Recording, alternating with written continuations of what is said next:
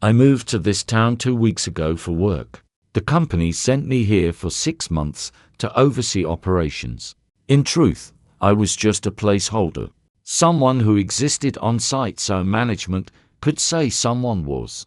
The factory was on the outskirts, massive, sealed off, surrounded by forest and fences like a concrete island in a sea of green. It took about half an hour by bus to get there every morning. The town itself didn't feel right. Everything looked washed out, drained of color. People were polite, but quiet in a way that felt rehearsed, calm but too calm, like mannequins between movements. I rented a room in a private home. The landlady was neat and wordless, always dusting, never asking questions. After a few days, I realized something odd. Almost none of the locals worked at the plant. Everyone there, engineers, cleaners, technicians, was from somewhere else, temporary staff. The townspeople only ran little stores, did repairs, or rented rooms. They acted as if the factory didn't exist. Or maybe, as if they wished it didn't. Still, the money was good. Too good. I told myself I'd finish the contract, collect the pay, and forget this grey little place ever existed. The work itself was uneventful. Strict shifts, long hours, repetitive routines. No one spoke much. The silence became part of the job, a background hum you stopped noticing after a while. A month before my term was supposed to end, a new floor supervisor arrived. He was sharp, disciplined, military, almost. He noticed me right away, appreciated that I kept my head down and didn't talk much. One night, after a late shift, we ended up sharing a bottle in the break room. He talked numbers, deadlines, the usual factory nonsense. Then, out of nowhere, he said, "You should stay longer. The team's good. The money doubles after 6 months. It'll take care of the paperwork, and no one needs to know." I laughed, but I didn't say no. The next morning, I didn't pack. HR should have marked me as finished, but when I checked the system, my status read extension, 2 weeks internal. With hundreds of temps rotating in and out, no one was keeping close track. So I stayed. Just a little longer, I thought. I didn't realize that time didn't move normally here, that once you decided to stay, the town decided to keep you. It started with the smell. Not smoke. Not rot. Something closer to raw meat, sharp and wet, like iron and decay mixed together. The first time, I was just walking home from work. It drifted in faintly, from nowhere and everywhere at once. Then I turned into a nearby courtyard and froze. They were carrying a coffin out of one of the buildings. The stench hit me full force, and for a few seconds, I felt dizzy. Everyone else, the people watching, the ones helping, didn't even flinch. Their faces were blank, calm, polite. Then the coffin disappeared into the hearse, and the smell vanished. Instantly. After that, I started catching it again, in strange places. Outside the hospital, near the funeral home, behind ambulances parked by the curb. No one else seemed to notice. At first, I blamed stress. Maybe exhaustion. My sleep schedule was wrecked. 12-hour shifts, constant noise, recycled air. I stopped mentioning it to anyone. Until the man on the bus.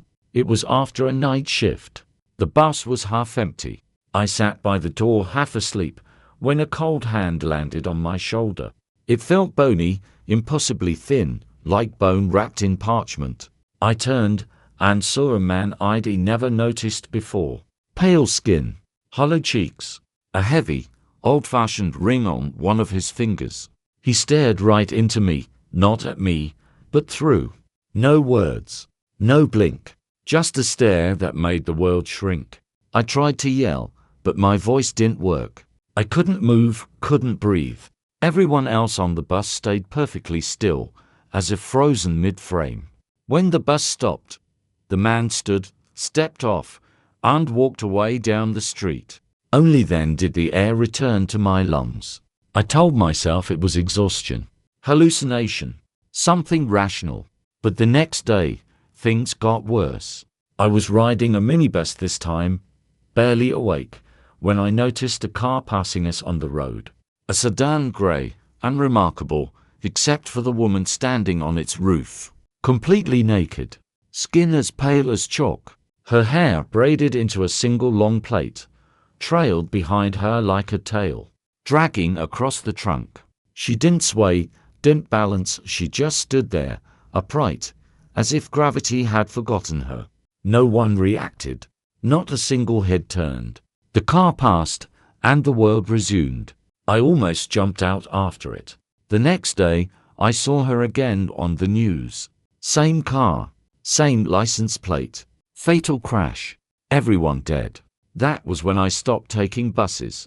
I started walking instead, an hour, sometimes more, through the outskirts. I couldn't bear to sit there surrounded by those motionless faces.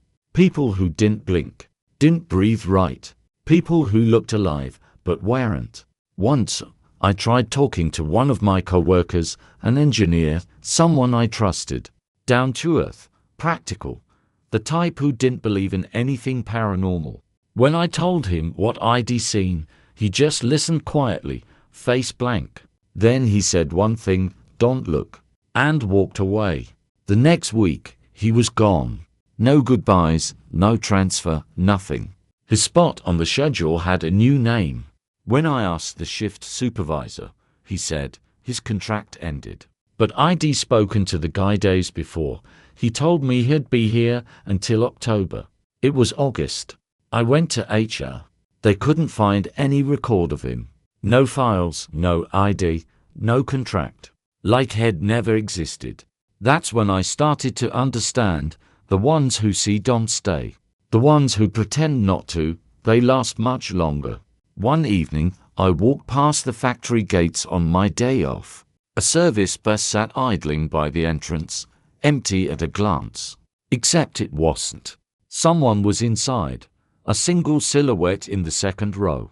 I stepped closer to the glass and the shape resolved into a face I recognized. The man from the bus.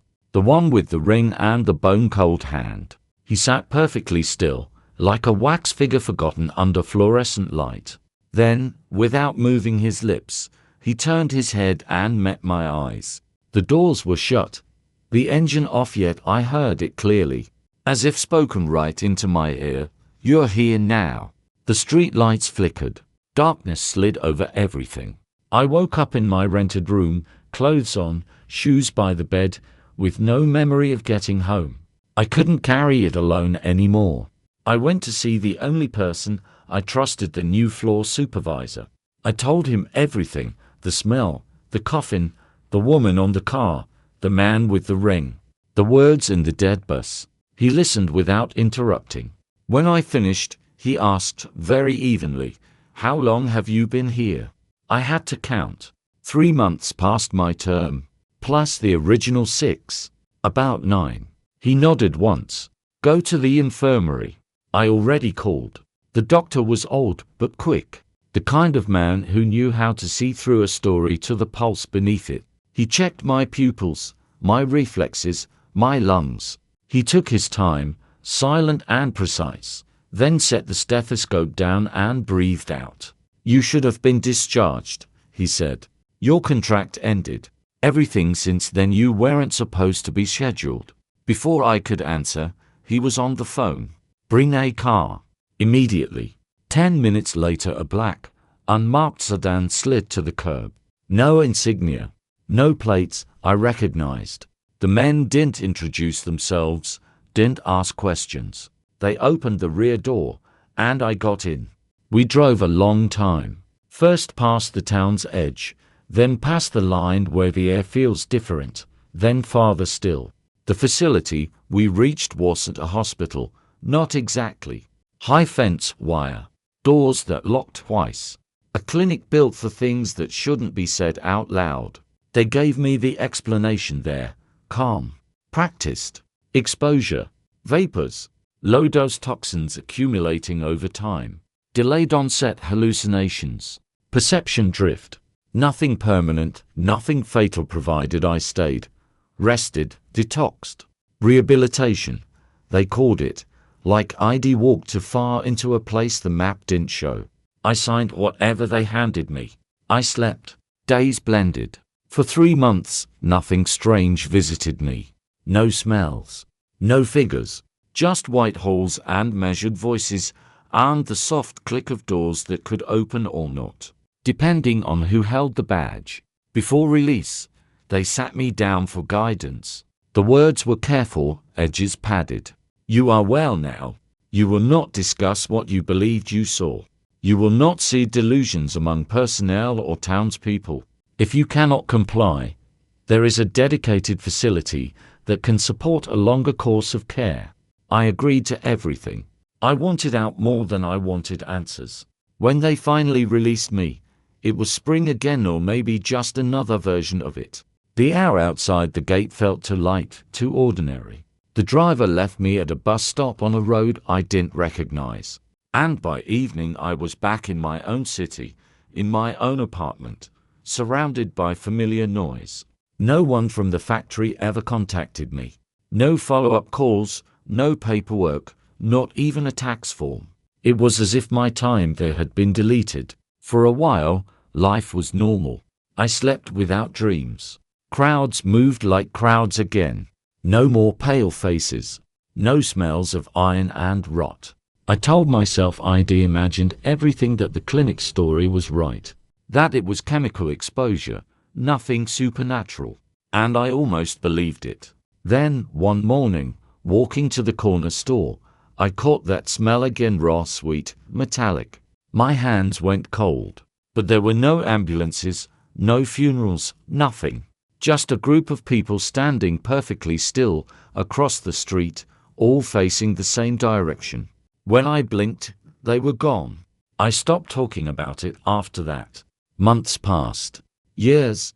I found other work, quieter jobs that didn't send me anywhere remote. I never took night shifts again. But every now and then, when the world feels too quiet, I catch movement where there shouldn't be any, figures in reflection. Faces that don't look away fast enough. And sometimes, late at night, the radio flickers on by itself. A voice, almost mechanical, whispers a phrase I can never forget. You're here now. I don't answer. I never will. Still, I can't shake the thought. Maybe the factory never wanted workers. Maybe it wanted witnesses, just enough of us to see, and then vanish quietly. I tell myself I'm safe, far away. But sometimes, when I wake at 3 a.m., I can smell that same faint trace of metal and rain drifting through the open window. And I wonder if I ever left that town at all.